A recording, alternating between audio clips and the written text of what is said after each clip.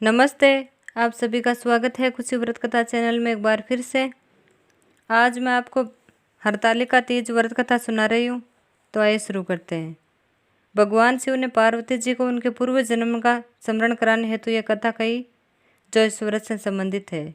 शिव जी बोले, हे गौरी, पर्वतराज हिमालय पर स्थित गंगा के तट पर तुमने अपनी बाल्यावस्था में 12 वर्ष तक अधोमुखी होकर घोर तप किया था। इस समयावधि में तुमने वृक्षों के सूखे पत्ते चबाकर ही समय व्यतीत किया।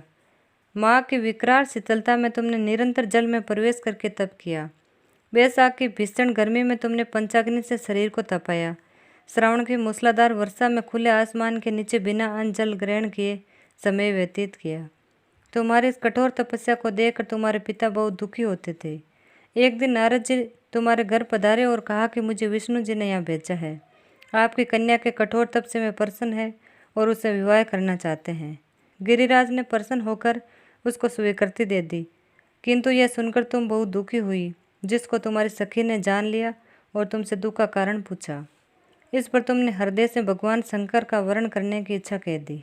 तुम्हारी इच्छा को दृष्टिगत रखते हुए तुम्हारी सखी तुम्हें घने वन में एक साधना स्थली पर ले गई, जहाँ तुम्हारे पिता भी तुम्हें न खोज पाए, और वहाँ तुम नदी तट पर गुफा में साधना करती रही। तुम्हारे पिता गिरिराज को यह ज्ञात हुआ तो उन्होंने तुम्हारी खोज आरंभ कर दी।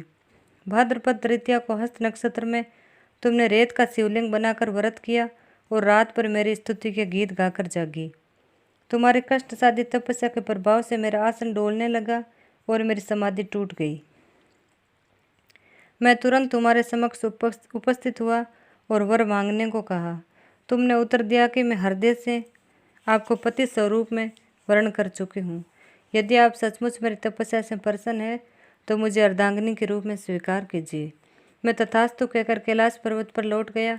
प्रातःकाल तुमने पूजा की समस्त सामग्री को नदी में प्रवाहित करके अपनी सखी के साथ व्रत का पालन किया। उसी समय तुम्हारे पिताजी गिरिराज तुम्हें खोजते खोजते वहाँ पहुँचे और तुम्हारी तपस्या का उद्देश्य पूछा तो तुमने बताया कि मैं महादेव को पति के रूप में प्राप्त करना चाहती हूँ और आज मैं अपनी तपस्या की कसौटी पर खरी उतर चुकी हूँ। मैं इसी शर्त पर घर आऊँगी कि आप मेरा विवाह महादेव जी से करेंगे। तुम्हारे पिता ने तुम्हारी शर्त मान ली और कुछ समय पश्चात विधि विधान पूर्वक उन्होंने हम दोनों का विवाह करा दिया।